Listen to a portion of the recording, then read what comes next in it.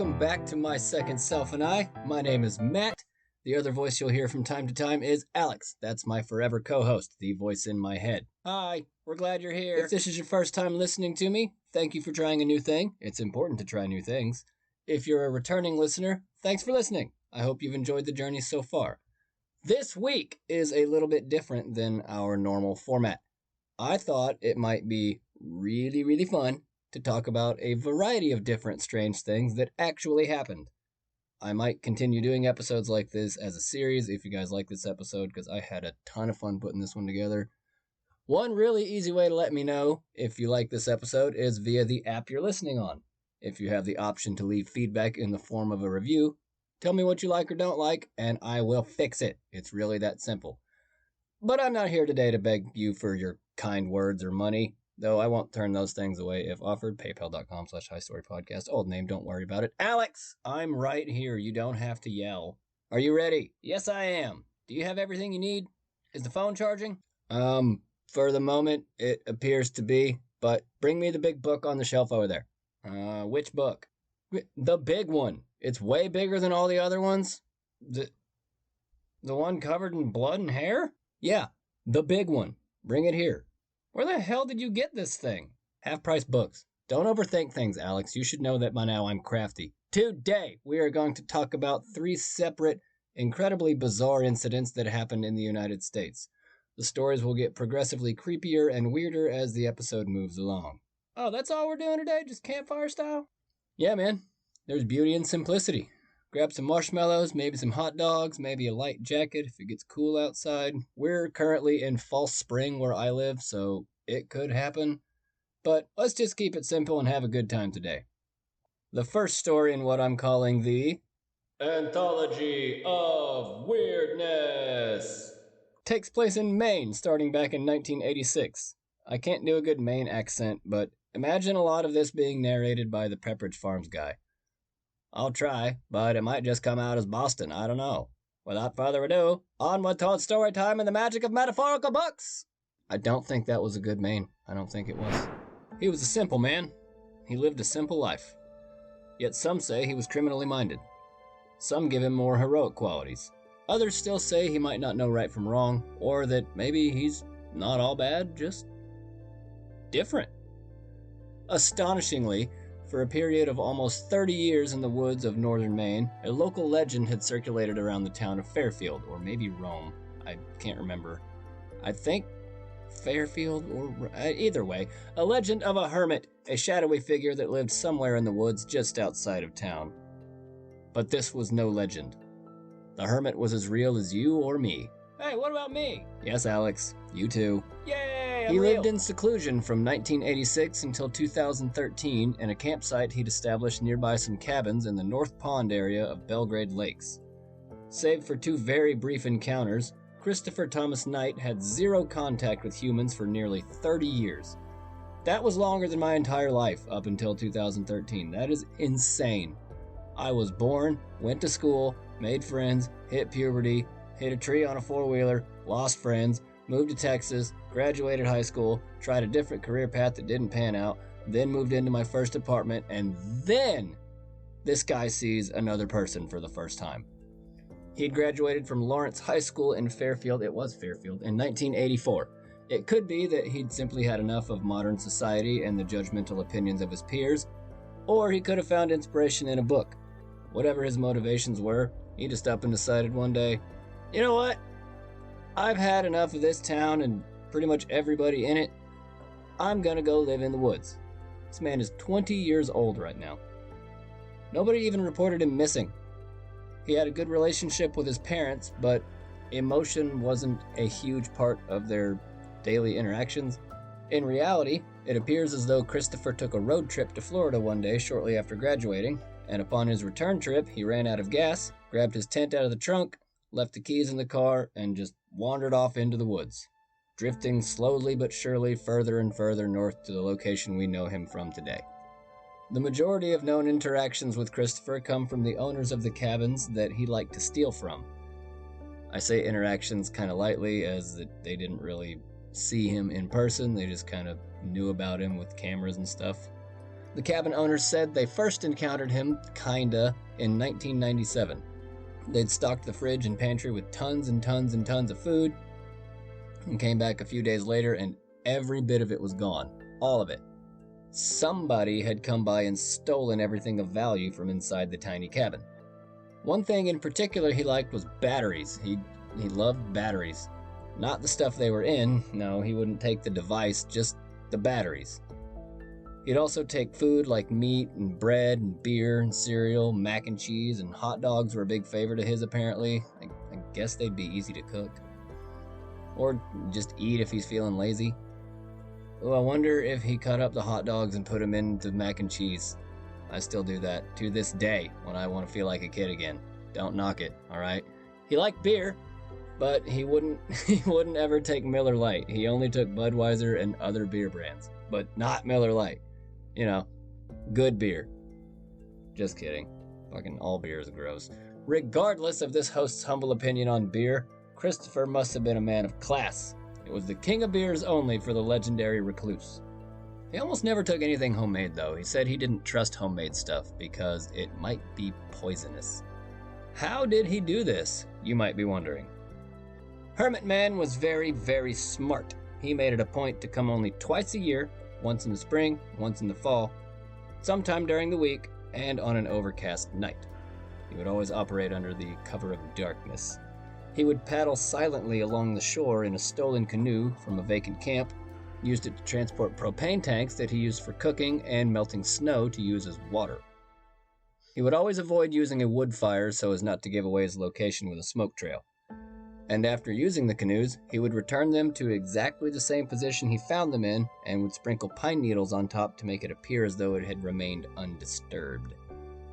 As you might guess, many people were afraid to go for a run or really do anything anywhere near here because they were uncomfortable with some guy maybe lurking around in the woods. Legend or not, that kind of shit tends to make people uncomfortable. The owners of the cabin eventually decided they wanted to know who this guy was, so they called the cops. They installed a hidden camera inside a smoke detector, which they had to check every morning because if they didn't, it would tape over itself. While reviewing the video, they saw him grab a bag of chips from the pantry, eat a couple of handfuls, and then put them right back. Ew, just take them, dude. What are you doing? After his brief snack, Knight starts inspecting other areas of the cabin. Looking in the fridge and in cabinets, open doors, just looking for batteries and everything, I guess. Nobody seemed to recognize him from anywhere, though. One theory was that maybe he's from out of state, and when he stayed there, he'd break in. Or my theory, he'd just been a hermit in the woods for the last 10 years, and nobody could recognize him. Cabin owners place a photo of him that they took from the video feed in a picture frame on the table for when he returns. Their thought was maybe he'll see himself, like the jig is up, we know you're here, and then stop. Except for he hasn't seen himself the entire time he's been outdoors, so he probably wouldn't recognize a picture of himself anyway. Womp womp. I suppose there are certain aspects of living as a recluse that could be enjoyable for a little bit, like maybe a long weekend. Nobody's around in the woods. It's nice, it's quiet, it's peaceful. Surrounding yourself with nature and really getting immersed in it and connecting with it can be an incredibly enlightening experience. I just don't want to do that for more than a few hours at a time. It's either way too hot or way too cold to be outside where I live most of the time, and I'm also not very handy outdoors. I'm more of an indoor nerd. But on occasion, a hike or leisurely walk through the woods can be therapeutic. Christopher didn't want to risk exposing himself to anyone and having to give up his hermitude, so he would walk backwards across the snow so nobody could track him, from the tippy toes to his heel, so that it would appear as though he were walking the other direction. He might have been a bit apprehensive toward human interaction, but he definitely wasn't an idiot. For example, let's take a look at his campsite. For an outdoor area, he had it sectioned off to essentially have rooms. There was a kitchen area, a bathroom area, a sitting area, a bathing area, a laundry rock, or what was thought to have been a laundry rock since it was noticeably more polished than all the other rocks, During the winter months, he would eat as much as he could and get really, really fat so he could insulate himself against the cold. And in the springtime, he would shed pounds as the snow thawed. Oh yeah, and all those batteries that he stole? He used those for portable radios and other electronicals, so he was even able to stay fairly relevant on current events, which is pretty impressive for a hermit. It was a pretty big campsite too. It had tons of different outdoor amenities. It had a bedroll, a sitting plank, and just boxes and boxes and boxes of just fucking stuff. Several radios and buckets and tarps and tents and just all kinds of stuff that he'd collected over the years. And there were propane tanks, so many propane tanks. It was a clothesline that had also been tied to a tree for so long that it was sunk into the tree for about 3 inches. And I can't emphasize enough how many propane tanks there were. It wasn't just a few. There was a huge landfill of like stolen propane tanks just all over the ground, everywhere. There's tanks and tanks and tanks, and look under that rock, it's a tank, and look inside that tree, it's a tank, and look over that hill. Oh, what? No, is it? Yeah. Oh, tank. Just tanks everywhere. There's also a Playboy magazine underneath his tent because trees are a lot of things, but sexy isn't one of them. Then on April 4th, 2013, the news breaks that they caught the hermit. Facebook, TV, radio, internet, newspapers, things this guy's never even heard of are telling people all about his capture. Game Warden Sergeant Terry Hughes arrested him with the help of a motion sensor camera that was installed with the help of Border Patrol agents to notify authorities if anybody was inside the camp. Christopher spent 7 months in jail, almost all of it while awaiting trial. He also paid about $2,000 in restitutions for the burglaries and completed a co-occurring disorders program along with 3 years of probation. Over 27, it's thought that he made close to 40 break-ins per year, and after all was said and done, there were close to 1,000 burglaries total. What did the public have to say about this man, or to this man? These are all from a documentary that I watched on YouTube. I'll put a link to it in the show notes if you want to watch it. Some of the questions from the people in this town featured in that interview were: how and why did you do this? Did you meet any bears? Why'd you steal all the food instead of learning how to hunt and fish? Who are you? Aside from wearing my shoes, how many times did you smile and laugh while you were in the woods? That's a good question. And the cop lady simply wanted to know, what's your name and I need your date of birth? Christopher is reluctant to give any possible motivations for why he chose to live in seclusion, though he is quoted as saying, solitude bestows an increase in something valuable, perception. But when I applied my increased perception to myself, I lost my identity. There was no audience, no one to perform for. To put it romantically, I was completely free. That's a hell of a fucking quote. There's actually a lot of powerful wisdom in that too. The entire point of this show is to learn as many new things as I can and make them entertaining by looking at it from a different perspective. Erratic crackhead early adult swim-style dark comedy that uses true crime as a springboard, all performed by one man that sometimes pretends to be multiple people, that takes perspective. For now, I am but a humble podcast host and an amateur musician, but I can still hold out hope that one day I'll have an accolade as prestigious as the one bestowed upon Christopher Thomas Knight, a local sandwich shop named a sandwich after him. It's called The Hermit, and it's made with all locally stolen ingredients. When I open my restaurant, I'm absolutely doing the Bob's Burgers pun board thing for the names of my food. There's zero possibility that that's not happening. That's for sure going to be a thing later on in my life. Currently, as far as I can tell, Christopher is now living a quiet life in rural Maine somewhere, but we'll end this story with a quote from him about being compared to Henry David Thoreau. Christopher said Thoreau was a dilettante because he only spent 2 years in the woods in a cabin, not outdoors, and, his mommy did all his laundry for him. And that he was, quote, just a show-off who went out there and wrote a book saying, look how great I am. The thing that really sticks out to me about that story is the dedication and discipline it would take to be able to do that. If I lose my glasses for 10 minutes outside, I am fucked. My vision is terrible. But Christopher Knight managed to survive and live reasonably well given the circumstances for 27 years. A strange methodology, but I can see how this story has become romanticized for so many people. The next story we're going to go over today has a bit of romance applied to it too, except for it's absolutely not at all romantic and is instead gross and creepy. What happens? We'll tell you all about it after this quick word from our definitely not made up advertisers. Are you tired of car repairs? Are you sick of never having a place to go to fix your shit when you desperately need it the most? Do you find yourself needing a tune-up in the middle of the night? If you or anyone you know has these types of problems, you need to call Night Mechanic. Frame damage, blown tire, head gaskets, coolant leaks, spark plug swap, being mugged, need an extra hand in a fight. Maybe you just have general knowledge questions about anything mechanical. If this sounds like you or a friend, you need to contact Night Mechanic yesterday. Just get 2 green laser pointers and flash them at the nearest traffic camera to summon the Night Mechanic to your immediate location. Stop wasting time wondering, oh, where do I go to get my tires fixed? Shut up!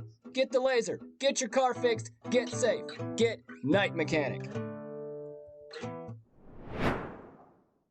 And we're back.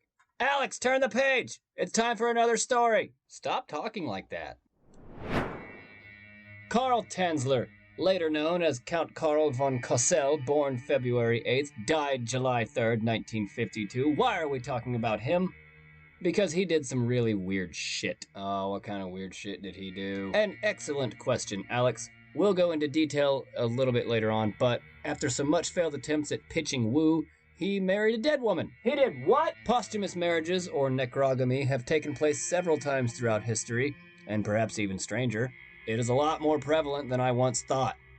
Basically, in many different countries, for different reasons and at different times, certain individuals were legally allowed to marry a dead person. Sometimes the corpse was involved, other times it was more of a symbolic gesture. For example, a ghost marriage is a ceremony in China where one or both of the, quote, participants are deceased. These types of ceremonies have also been known to occur in France, southern Sudan, and is still practiced today. But why, though?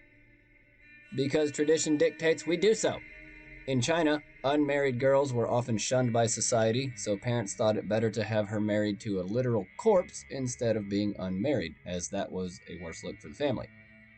Even if it's to a ghost, it's better to be married than unmarried. And for the men, it's even stranger. Spouses of deceased men could adopt a child and give it the dead man's name to be able to continue on that family's lineage. Is that why dishonor on family? Because since genetically that isn't at all how that works, does the dishonor come from not living up to Ghost Daddy's standards of battle and social etiquette? I bet I'm pretty close. That sounds possible, I guess. I'm sure somebody will tell me after they listen to this. Nazi Germany used to have the wives of dead soldiers married to the corpse in order to legalize the child and provide benefits from that soldier. That one at least kinda makes sense from, a legal benefit standpoint, I guess. Many other countries have their own versions of spirit marriage or posthumous marriage. India, Japan, South Korea, Sudan, and even one kind of in the United States. A Venezuelan man died in Florida in 1987, and 1 week later, his alleged fiancée claimed she was actually his wife and therefore entitled to distribution rights for his estate. Another week later, the judge declared it legal, though it was reversed a year later when the children objected. That's the closest we've come legally in the United States as far as I can tell. But we aren't here today to talk about those other odd traditions. We're here to talk about a German man named Karl Tanzler, and if you aren't familiar with his story, you'll soon find out that what he did is 1,000 times stranger than any cultural tradition. Born Karl with a K Tanzler in Dresden, Germany, 1877, not a lot is known about his early life, but he winds up in Australia for a time, arriving just prior to the start of World War I. While there, he became interested in electrical and engineering type works. He soon found himself purchasing all sorts of different equipment and property and boats and an organ for some reason. He was working on building a plane to cross the Atlantic just before the war broke out, and shortly after, he was taken into a concentration camp as a POW. After the war, he is briefly reunited with his mother after finding her safe. Then he gets married to a woman named Doris Schaefer, has a couple of kids, and after 3 more years with mom and the fam, it's time to move on to the next chapter in this already insane life and move to America by way of Cuba in 1926. Zephyr Hills, Florida, to be specific. I've never heard of that town before, but it's in Pasco County, and it used to be a sundown town. Probably still a shithole if I had to hazard a guess. Or maybe it's the one safe haven away from meth in the county. Couldn't tell you. If you know, tell me. 1 year later, in 1927, he says, fuck my family, they can stay here in beautiful Zephyr Hills. I'm bored, so I'm going to go to Key West and go work in a hospital. You know what? I'm going to go against the herd mentality when it comes to Florida and say Zephyr Hills is a gorgeous city. It's so easy to take shots at Florida, but no one ever stands up for Florida. So you know what? Zephyr Hills, sight unseen from my tiny studio, I think you're gorgeous. I bet everybody in town is polite, well-dressed, clean, and helpful. The roads have been recently paved, buildings have been renovated, there's black people walking around again, everything's great here. There's also a beautiful black-haired woman walking around in Key West by the name of Elena Milagro de Hoyos. She was the daughter of a cigar maker and came from a rather large family, but all we really need to know is that she was first married to a man named Louis Mesa when she was 16, but he left her soon after she had a miscarriage with their first child. A few years later, when she's around 21, Elena falls deathly ill, and her mother brings her to the U.S. Marine Hospital located right there in Key West. It is there where she meets our guy, Carl Tanzler, and he is instantly smitten and besotted and will very soon be obsessed with this poor sick girl. By the way, Carl's family never found him again because when he arrived in Key West, that's when he started going by Count Varl von Kassel. This man may have been perhaps a little bit too open-minded, or maybe there's something in his upbringing that I couldn't find that could point to these behaviors. Carl also claimed he was a relative of the Countess von Kassel, whose ghost visited him throughout childhood. Ghost mommy Countess von Kassel supposedly showed Carl visions of his future bride-to-be in the form of a dark-haired woman. Sound familiar? If nothing else, his visions do seem to line up pretty conveniently with what he wants to do. When Elena first meets the good doctor, she is already very, very ill. Diagnosis? Tuberculosis. Carl says, oh shit, there's no cure for that yet. This is basically a death sentence right now. Not to worry though, Dr. Corpse Bride is here to help. What was that now? I said Dr. Tanzler is here to help. Fuck hospital protocol, I'll bring a metric shit ton of tonics and elixirs and x-ray stuff to your house and fix you right up. I have the medical knowledge, trust me, I'm a doctor. For the next 4 years, Carl would subject poor Elena to session after session of testing potions and procedures, all the fucking livelong day professing his love for the dying woman. He would gift her with jewelry, clothing, and hats, and dresses, and perfume, and rings, and food, and what I'm guessing by today's standards would be incredibly cringy proclamations of his undying affections.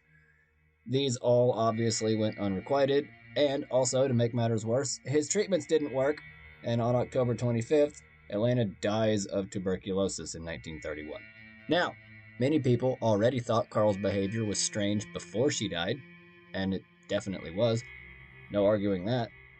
But after Elena dies, he was inconsolable.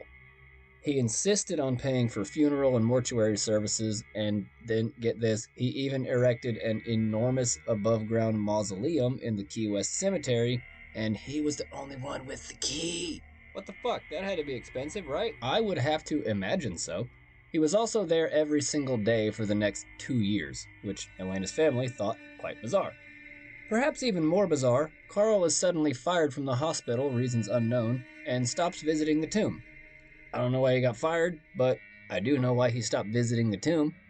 Elena's family also found this new behavior quite odd. They think everything he does is odd, but he was always weird when it came to Elena anyway. Several theories popped up as to why he stopped visiting her, but none of them could hold a candle to how bizarre the truth was. Oh, what did he do? What he did was bring a little red wagon with him to the tomb, walked into the tomb, grabbed Elena's corpse, and brings it back to the house. What the fuck? Why? Now he doesn't have to go visit. She's already home. Wouldn't she be horribly decomp? She is in an extremely advanced state of decomposition, by the way. It's been 2 years since she died. He had maintained and repaired the body inside an old airplane that he had somehow repurposed into a medical laboratory. He used wires and coat hangers to reconstruct and support her skeleton, and put glass eyes in her skull to make it appear more realistic. This is a true story. Then he replaced any patches of decomposed skin with cloth soaked in plaster of Paris and wax. Then he stuffed the chest and abdomen with rags and made a wig out of Elena's own hair that her mother gave to him as a memento. That's a weird gift. Why would she do that? The photos of this thing have got to be the most horrifying goddamn thing I have ever seen in my entire life. What the fuck? I'll post pictures for sure, but this thing is so creepy.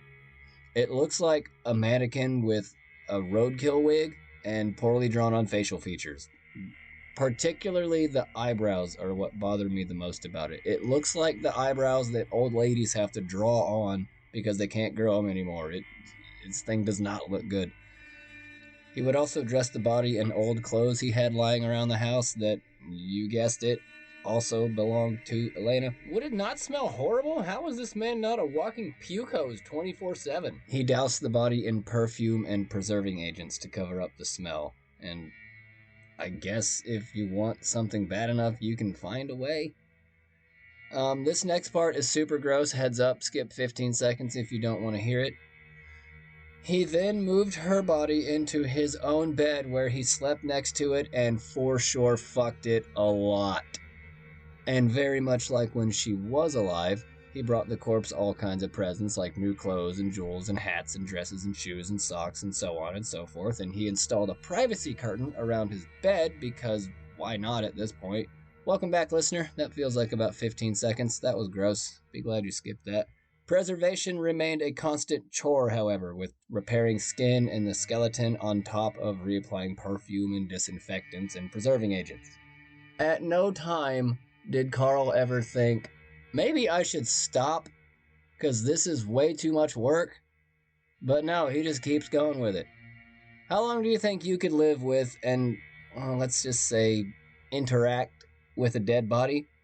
I'm going to say for myself, 0 seconds. I want no part of any of that.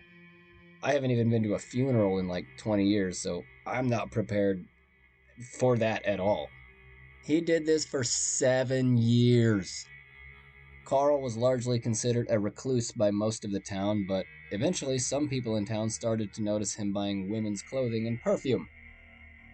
I wonder what scent it was. I really do. I really want to know what perfume he chose. I did some semi-related digging, and I discovered a potential match. I think it could have been the, quote, sexiest scent yet created at that time, which was Taboo. It had notes of patchouli, carnation, and vanilla. Or it could have been 20 carats, which was the closest thing any woman could get to actual diamonds. Oh, unrelated fun fact, diamonds aren't that rare, and you're paying too much for them. No scents were listed in this article to describe 20 carats, but it's noted as distinctly feminine notes. Maybe lavender, rose petal, and bergamot? Something weird like that, maybe? One fine day in October 1940, a young boy passed by Carl's house and saw him through the window dancing with what appeared to be a large stuffed doll in front of his fireplace. Curiously enough, he'd never been seen in public with a woman before, nor had anyone ever been seen going into his home. Could it be this strange figure was the recipient of all those fancy outfits and smells? Well, it didn't take long for Elena's family to catch wind of all this necro nonsense, and they of course thought the whole thing was odd, especially considering it had been 9 years since her death at this point. Their position this whole time is basically just them saying, oh, how odd, that's so strange, why would he be so weird, he's so odd. And they're right, it's just entertaining when I see that their reaction is every time, how odd. Elena's sister Florinda takes it upon herself to investigate and goes to Carl's house. She knocks on Carl's door and is let inside. I do wonder at this point in the story why he let her in the house. I mean, he knew what he was doing in there. Why let her in? Is the only taboo thing about this whole thing the perfume he sprayed on her? I wouldn't even want to tell anybody if I accidentally shit my pants one day, let alone married to and fucking a dead body for the better part of a decade. Florinda was not at all prepared for what awaited her inside, and it was more horrifying than what she could have ever thought possible. It was as though a life-size doll had been fashioned into a poorly dressed effigy of her dead sister, except for that it was her dead sister. She immediately flees in terror and notifies the police. Tanzler was later arrested for grave robbing and then sent to trial. He attended a preliminary hearing and stood to face charges of, quote, wantonly and maliciously destroying a grave and removing a body without authorization. And if everything leading up to this point wasn't bizarre enough for you, check this out. The case was dropped and he was released because the statute of limitations had already passed. So after 9 years of living with a corpse and sleeping with it numerous times, he's finally caught and gets zero punishment for it. And if that wasn't enough, then he asked for the body back. And they, of course, told him, no, go fuck off to literally anywhere else in the world. Get out of here. And he for sure had sex with the corpse. They found modifications inside the vagina that allowed for sexual intercourse, which is, of course, super gross. The body was on display for a brief time at a local funeral home where about 7,000 people came by to see it.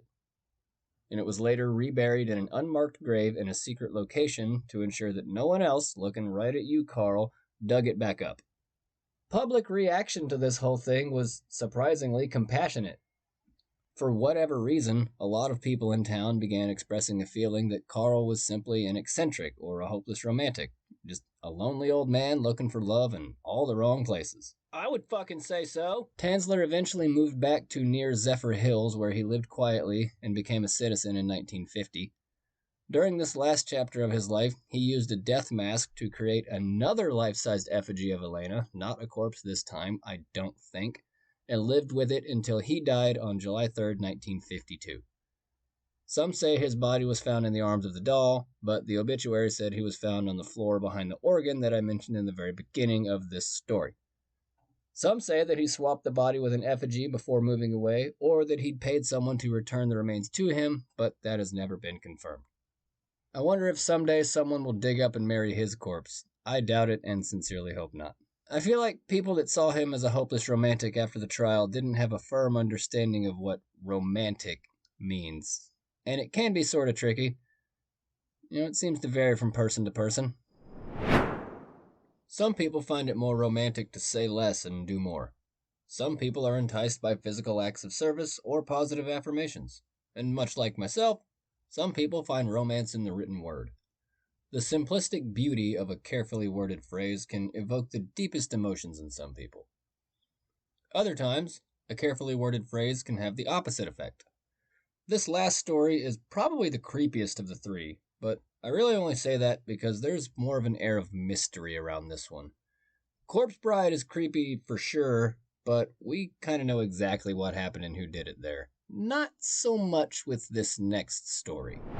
Everybody get in the car. We have one more road trip to make. For this one, we're going over to Ohio.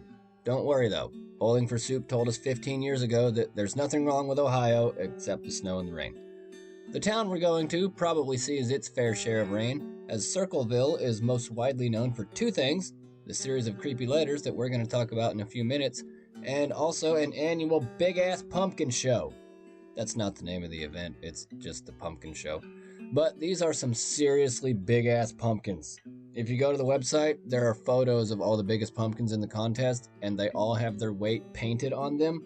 The biggest one is 1,837.5 pounds.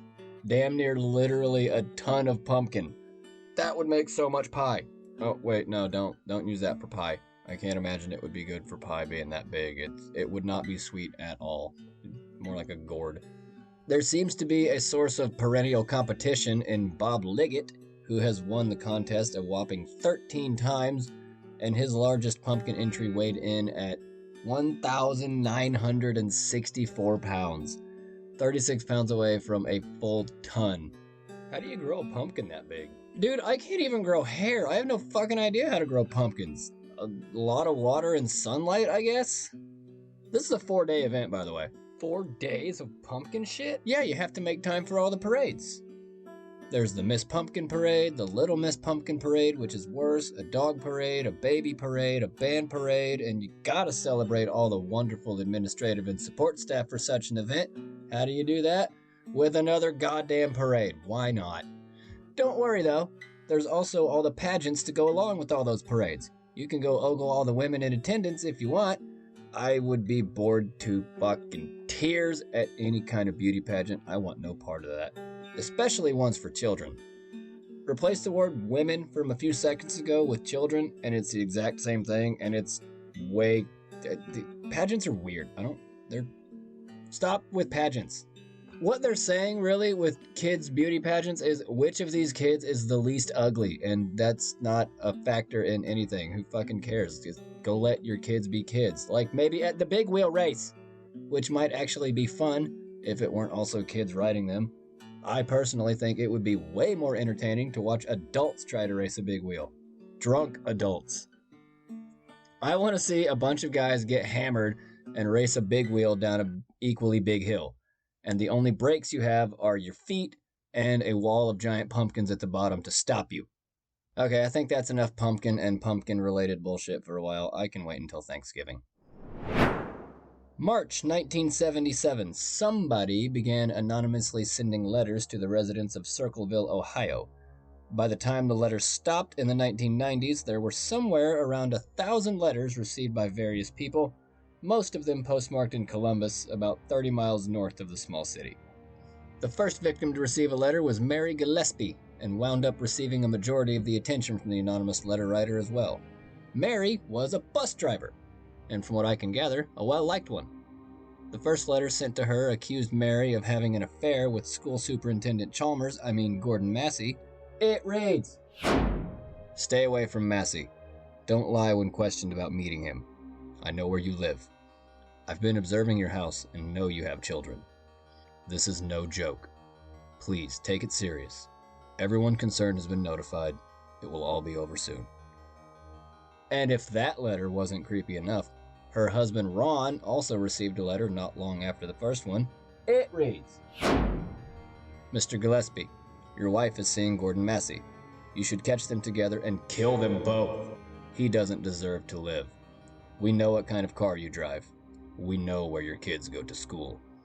These letters come as quite a shock to Mary and Ron. They were well liked and respected in the community and had been together since high school. Many people in town wouldn't have a bad word to say about either one of them. And for the next several weeks, more and more letters would arrive claiming that they were watching the house and their children. One letter to Ron said they would kill Mary if he couldn't stop her affair, and another letter said they would kill Ron if he didn't report the affair to the school board. And these letters are really creepy. Like, here's another one. "Gillespie, you have had 2 weeks and done nothing. Make her admit the truth and inform the school board. If not, I will broadcast it on CBs, posters, signs, and billboards until the truth comes out." This would be so scary. Who the fuck is watching my house and my kids? How do you know all this stuff? Wait a minute, is it that hermit guy? Or maybe Carl's dancing around out in the woods with his makeshift doll. I hope it's hermit guy, because I have a sneaking suspicion that I just wouldn't get along well with Carl. Just like how Mary had a sneaking suspicion of her own. She had initially suspected fellow bus driver David Longberry. He had previously made a few romantical advances toward Mary, which she obviously rejected because married. Sadly, that was their only lead at the time, and who would admit to something like that? So, Ron and Mary had no idea what else to do about any of this crazy letter BS, so they got in touch with Ron's sister Karen and her husband Paul Freshour.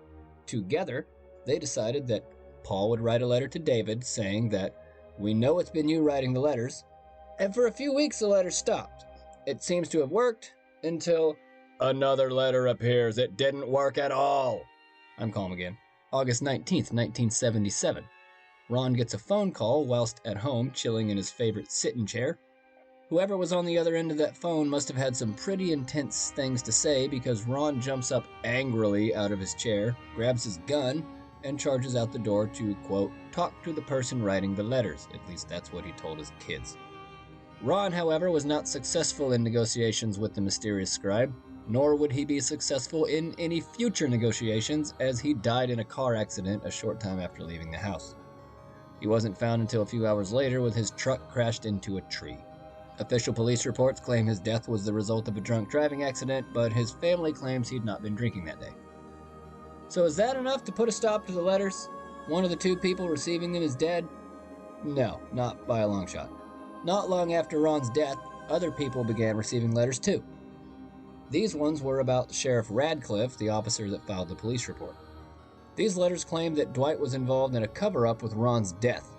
Officer Dwight had said that he initially suspected foul play, but the other person, quote, involved, passed a polygraph test, and Ron also had a blood alcohol content of 0.16, which would suggest that drunk driving was the cause of the accident. Damn, it's gotta be hard to get a blood alcohol content that high without drinking. I wonder why the family would make that claim. Could it be they were in denial because they didn't want to be associated with alcohol like that? Or could it be that they just needed any sort of thing to deflect off of because it turns out Mary was totally having an affair with the superintendent? Ah, what? Really? The guy was right? Yeah. Turns out whoever was writing the letters got some pretty solid intel while somehow remaining completely anonymous. That is as impressive to me as it is creepy and terrifying. Ugh. So, shit's getting pretty real in Ohio right now. So real that we need to fast forward a few years to February 1983 to keep it real.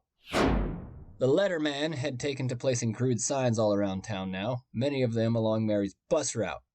Guess what they said? You're a whore. No. Fuck you, Mary cheating bitch? No, it's worse than that, and not about Mary this time. Oh, superintendent is a pedophile. There you go. The strategically placed signs accused Gordon Massey of raping Mary's 12-year-old daughter. Well, we can't just have this sign plastered up around town for everyone to see, can we? I better just take that down. Wait a minute. Hold on. There's something behind the poster. It's a box and some string. They're both connected to each other. You know what? Let me just take this whole thing home and see what it is. Maybe there's a clue inside this box. What's in the box? It's an embarrassing snapshot of us at the Chinese New Year party. Oh shit, someone took a picture of that? Probably, but that's not what's in the box. Oh, thank God. Wait, what was in the box then? Tell me, damn it. A gun. Don't tell me that. Here, play with this for a little while and find us some good music to play in the background. Fine, but I'm gonna play it at full volume. Don't do that. They have to be able to hear me. Alex. Alex! Okay, be prepared for that. Alex might sabotage the rest of the show with too much loud music. So there's a gun in the box that had been crudely booby-trapped to shoot whoever pulls down the poster. Mary had been very lucky to have noticed the string in the box. The gun also belonged to someone we've already talked about, Paul Freshour. By this time, everyone in town had received some version of the dreaded correspondence, but nobody had been as close to death as Mary just was. I mean, unless you count Ron, but that probably wasn't attempted murder. And now that they had a name and physical evidence, it appeared that the mystery was finally solved. Paul's arrested and charged with the attempted murder of Mary Gillespie, which he of course denies.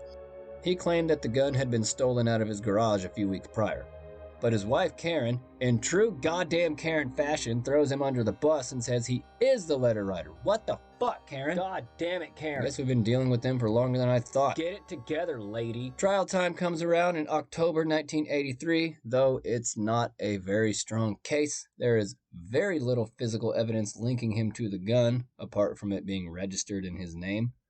Paul also had an alibi for the afternoon that the package was likely thought to have been placed, i.e., multiple witnesses seeing him at home because he had to take off that day to wait on house repairs.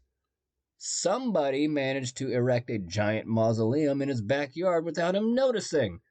However, none of that mattered because handwriting experts said that 2 of the letters could be his handwriting and that last part wasn't true, so he was convicted and sentenced to the maximum penalty, 7 to 25 years. But only for the attempted murder charge. He wasn't formally charged with sending the letters. Well, did it work? Were they right? Was he the guy? We'll get to that in a little bit. And what happened to turning on the music? Oh, right. Not long after he went in, the Blues Clues theme song started playing at everyone's house again. We just got a letter. It is really creepy. I don't know who wrote it. Please God make it stop. Which didn't make it any better for Paul on the inside. The warden thought that he had somehow managed to write them while in prison and had him placed in solitary as punishment. That's bullshit, warden. I would be so furious. I clearly didn't do any of this. Let me the fuck out. Look, I even got one of the letters. I didn't write it to myself. What? Now you're saying I have an accomplice helping me write letters from the outside? Preposterous. I mean, come on. Look at this letter. Why and how would I possibly write this to myself? The letter says, "Now when are you going to believe you aren't going to get out of there? I told you 2 years ago. When we set them up, they stay set up. Don't you listen at all?" And there were even more letters coming after that, some while Paul was in solitary. One of the letters even accused the prosecutor in Paul's trial of murdering a pregnant woman. Paul spent the next 10 years in prison for the attempted murder charge, but was never actually charged with writing the letters. I kind of think maybe it was him, since shortly around the time of the release, the letters also stopped. And there was also a lot of other things pointing to him. I might have to do another segment on these letters in a future episode. There's a lot going on. Paul was released from prison in May of 1994 and maintained his innocence until his death at the age of 70 on June 28, 2012. But was Paul actually the person that sent the letters? Maybe, maybe not. In the early 90s, investigations revealed some startling evidence that never made it to trial. Investigator on the case Martin Yant had spoken to another bus driver that claimed to have driven by the same spot that the box was found about 20 minutes before Mary did. When she drove by, she saw a man standing near an El Camino looking suspicious and maybe taking a leak. She didn't get a good look at him though, but said he was a large man with sandy brown hair, which was not at all what Paul looked like, as he had dark brown hair and was not very big.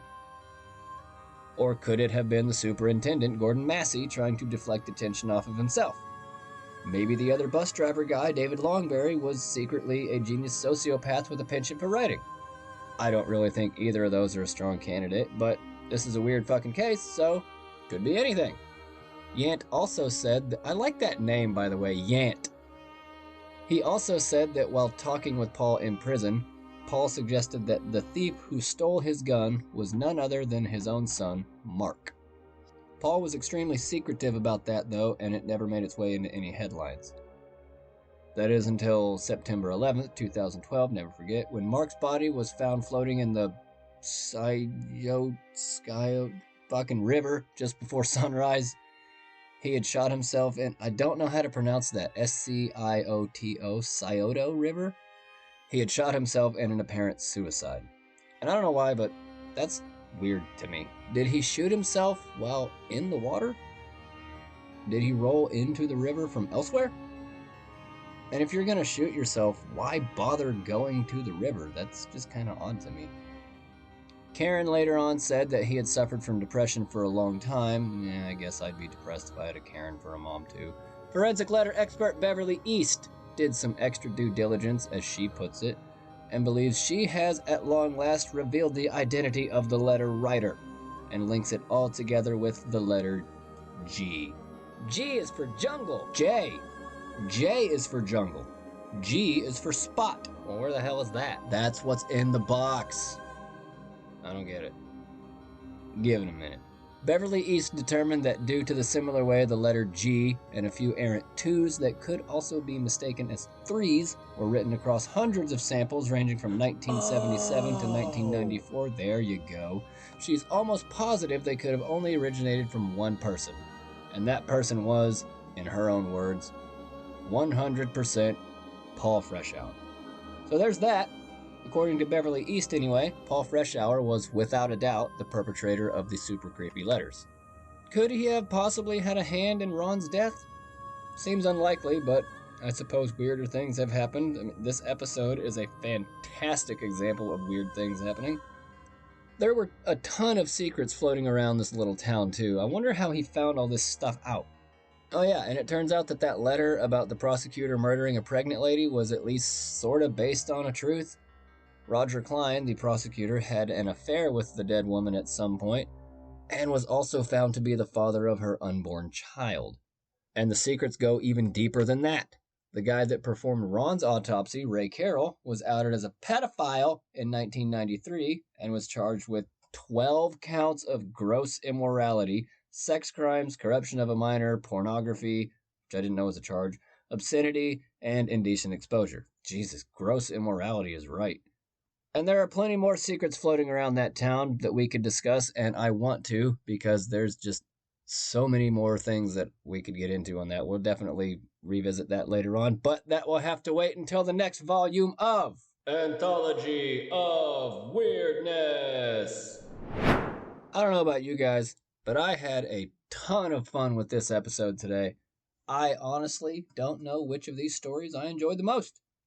They're all weird and intriguing in their own unique ways, but I think we can probably all agree that we don't need any more Carl Tanzlers in the world. If you liked one or all of those stories, you can let me know by telling your friends to listen, or better yet, if you have the option, leave an iTunes review. Those seem to matter a lot for some reason. I don't know why, but they do. I'm pretty sure I'm going to do another episode like this in the future. Also, I really enjoyed the format for putting this together. It made it feel so much more smooth to me, so we'll have some more fun with these later on. As for the next episode, we'll just have to wait and see. I never know when I'm going to stumble across an episode-worthy story, but I'll be sure to let you know when I do. Thank you again so much for listening today, and any other day that you've chosen to listen. I am out of time. I have to go find a secluded traffic camera with my laser pointer and ask somebody a couple of questions. I will see you all in a couple weeks, everybody. Goodbye and stay kind.